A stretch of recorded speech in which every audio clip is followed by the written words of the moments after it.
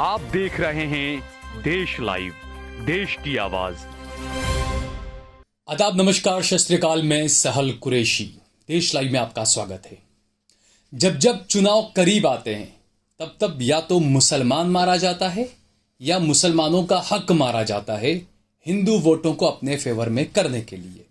ऐसा तकरीबन सभी पार्टियों की तरफ से किया जाता है। एक महीने के बाद कर्नाटक में चुनाव है।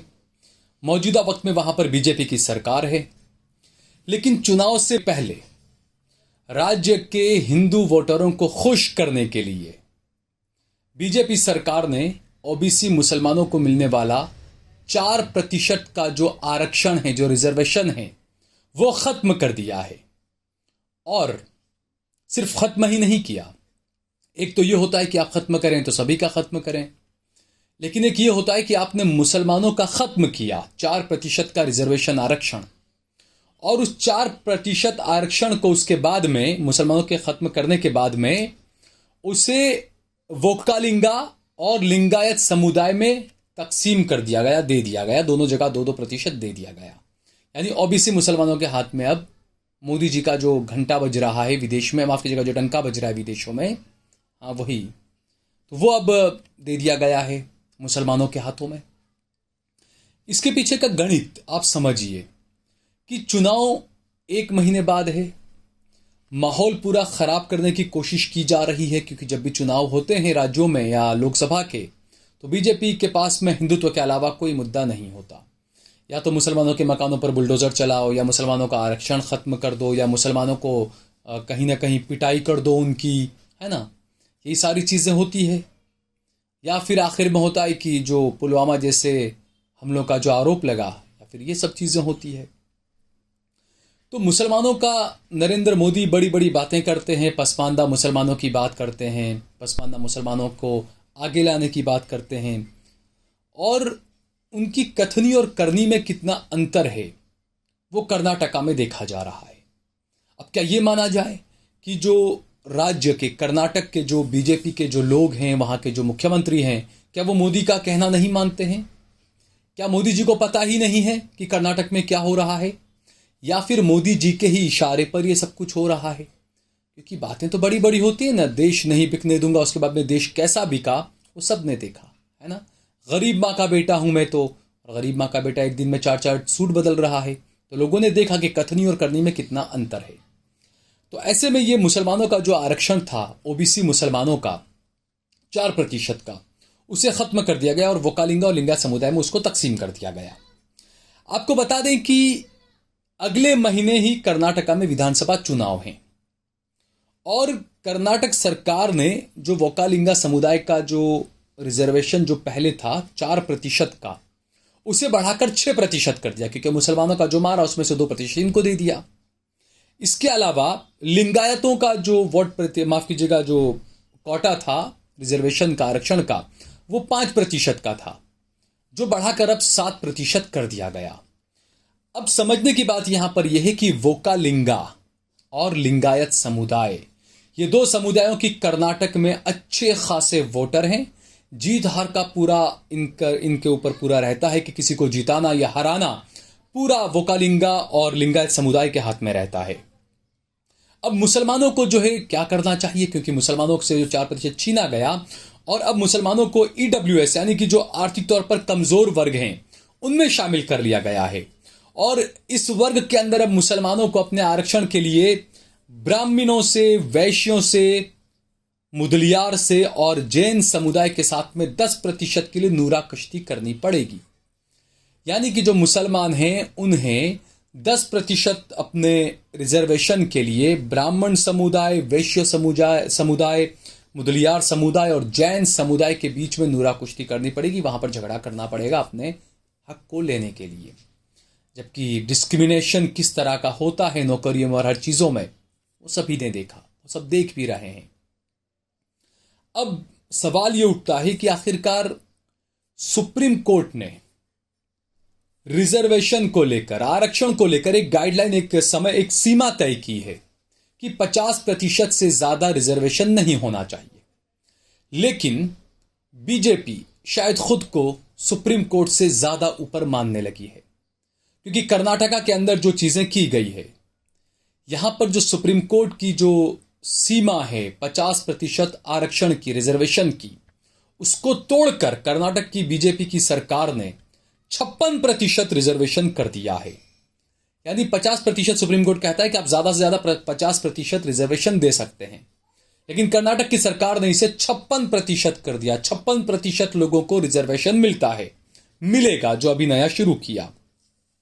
इसके पीछे जो राजनीति है दोस्तों, वो कहीं ना कहीं ओल्ड मैसूर को लेकर है, क्योंकि ओल्ड मैसूर साउथ कर्नाटक जो है, वहां पर वोकालिंगा का काफी वर्चस्व है, काफी दबदबा है, और यहां पर वोकालिंगा का तकरीबन 15% वोट है। जैसा गुजरात में था ना, पटेलों के बारे में कहा जाता था कि 18% या 12% पटेलों का वोट, या 8% जो भी, तो कैसा महत्व वहां पर मिला पटेलों को 2017 में, 2019 में, सबने देखा। इसी तरीके से वोकालिंगा समुदाय का 15% वोट है साउथ कर्नाटक, जो मैंने जो बताया ओल्ड मैसूर का जो इलाका है वहां पर, और मांड्या में तो ये 50% है इनका वोट। जी हाँ, वोकालिंगा और जो है उनका वोट प्रतिशत 50% है मांड्या में। और यही वो इलाके हैं जहां पर बीजेपी सबसे ज्यादा कमजोर है। अब 2024 का चुनाव भी आने वाला है। हिंदी पट्टी में बीजेपी ने अपने जितने ज्यादा सीटें लेनी थी ले ली। अब अगला ख्वाब 400 प्लस का है। वो ख्वाब पूरा करने के लिए साउथ में उन्हें ज्यादा से ज्यादा सीटें जीतनी पड़ेगी। कर्नाटक एक रास्ता मिला हुआ है, हैदराबाद के जरिए एक और रास्ता भी मिल गया, आंध्र प्रदेश और तेलंगाना के जरिए बीजेपी को। तो वहां पर जो इलाके हैं जहां पर बीजेपी कमजोर है, उन इलाकों में जो वोकालिंगा और लिंगायत समुदाय के जो लोग हैं, उन्हें साधने के लिए ही बीजेपी ने यह काम किया, ऐसा माना जा सकता है। क्योंकि अचानक एक महीने के पहले, चुनाव के एक महीने के पहले इस तरह का रिजर्वेशन को लेकर फैसला लेना, ये सीधे तौर पर यह बताता है कि आखिरकार बीजेपी इस इलाके में ताकत क्यों लगा रही है। क्योंकि उसका चुनावी गणित आप समझिए, क्योंकि ये इलाका वैसे भी जेडीएस के दबदबे वाला है। 2018 विधानसभा चुनाव में कांग्रेस ने इस इलाके में 20 सीटें जीती थी, जबकि जेडीएस ने 30 सीटें जीती थी। वहीं बीजेपी को यहां सिर्फ 15 सीटें मिली थी। जैसा मैंने बताया कि इस इलाके में बीजेपी कमजोर है। वैसे मैंने जो बताया कि जेडीएस का इलाका है, जेडीएस 30 सीटें यहां से जीती थी, कांग्रेस पार्टी 20 सीटें जीती थी 2018 के विधानसभा चुनाव में, बीजेपी 15 सीटें जीत पाई थी। दूसरा है सेंट्रल कर्नाटका, और यहां पर भी लिंगायतों का काफी दबदबा है। येदुरप्पा जो वो सेंट्रल कर्नाटका से ही आते हैं, शिमोगा से आते हैं वो, और 2018 में यहां पर कांग्रेस को 5 सीटें मिली थी, बीजेपी को 21 सीटें यहां पर मिली थी। दूसरा इसी तरह का है महाराष्ट्र की सीमा से जो सटा हुआ इलाका है, जिसे कित्तूर कर्नाटका भी कहा जाता है। तो कित्तूर कर्नाटका जो है, वहां पर लिंगायत का काफी दबदबा है और अच्छा खासा वहां पर बीजेपी को वोट मिलता है। 2018 में यहां पर पूरे कित्तूर जो है, कित्तूर कर्नाटका, यहां पर बीजेपी ने 26 सीटें जीती थी, जबकि कांग्रेस पार्टी ने 16 सीटें जीती थी और जेडीएस ने 2 सीटें जीती थी, जबकि बीएसपी ने 1 सीट जीती थी 2018 के विधानसभा चुनाव में।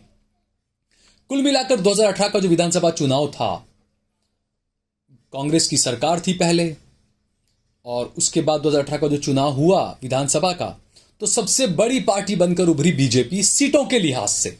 बीजेपी ने 104 सीटें जीती थी। 224 सीटों में से 104 सीटें बीजेपी ने जीती थी। सबसे ज्यादा सीटें बीजेपी को मिली थी 36% वोटों के साथ। लेकिन वोटों के मामले में कांग्रेस पार्टी आगे रही थी। कांग्रेस पार्टी को तकरीबन 38% वोट मिला था, लेकिन सीटें महज 78 मिली थी। यह अजीब सा चुनावी गणित रहता है कि 38% वोट परसेंट मिला कांग्रेस को, लेकिन सीटें 78 रह गई। जबकि 2018 से पहले वाला जो चुनाव था, उसमें कांग्रेस पार्टी को 122 सीटें मिली थी, जबकि वोट प्रतिशत उनका कम था, 37% तकरीबन वोट था, लेकिन सीटें 122 मिली थी।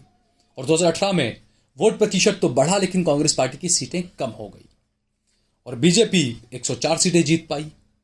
जबकि जेडीएस, उसे 18% वोट मिला था और 38 सीटें जेडीएस ने जीती थी, जबकि बीएसपी ने 1 सीट जीती थी। सरकार बनाई थी कांग्रेस और जेडीएस ने मिलकर, लेकिन किस तरीके से उस सरकार को गिरा दिया गया, किस तरीके से वहां पर तोड़फोड़ हुई, विधायकों को लेकर खरीद फरोख्त हुई और बीजेपी ने वहां पर सरकार बना ली। अब ये जो मामले हैं दोस्तों कि 2023 के अंदर जो विधानसभा का चुनाव होगा उसमें क्या होगा, बीजेपी अपनी पूरी ताकत लगा रही है। हमने जैसा बताया कि जो रिजर्वेशन का खेल और किसका रिजर्वेशन छीना गया, किस बात को मुद्दा बनाया जा रहा है, टीपू सुल्तान को मुद्दा बनाया जा रहा है, अगली खबर में आपको इस बारे में बताऊंगा मैं। लेकिन ये बिसात बिछाकर ये तय कर दिया गया कि 2023 का जो विधानसभा चुनाव होने वाला है कर्नाटका का, वो भी सिर्फ हिंदू और मुसलमान के मुद्दे पर होगा। ये दिखाया जाएगा कि देखो मुसलमानों का वोट छीन लिया और लिंगायत और वोकालिंगा को दे दिया गया, क्योंकि लड़ाई का मुकाबला बीजेपी बना रही है कर्नाटका में इस बार सावरकर वर्सेस टीपू सुल्तान का। तो सीधी बात है, वो साफ नजर आ रहा है कि जो धर्म के नाम का जो जहर दिया वो कैसे काम कर रहा है और आगे भी कैसे काम करेगा। राहुल गांधी की सदस्यता चली गई है पार्लियामेंट की, सांसद सभ्य पद अब वो नहीं रहे, सांसद सभ्य नहीं रहे वो। तो ऐसे में कर्नाटक क्या सोचेगा, कर्नाटक क्या करेगा, कर्नाटक की जनता क्या चाहती है, क्या महंगाई, क्या बेरोजगारी, ये कोई मुद्दे नहीं होंगे कर्नाटका में? ये तमाम चीजें देखने वाली बात है। ये तो वक्त ही बताएगा कि आगे क्या होता है। अगर आपको ये वीडियो पसंद आया हो तो इस पर कमेंट करें, इसे लाइक करें, इसे ज़्यादा से ज़्यादा शेयर करें। अगर आपने हमारा चैनल देश लाइव सब्सक्राइब न किया हो तो हमारे चैनल को ज़रूर सब्सक्राइब करें।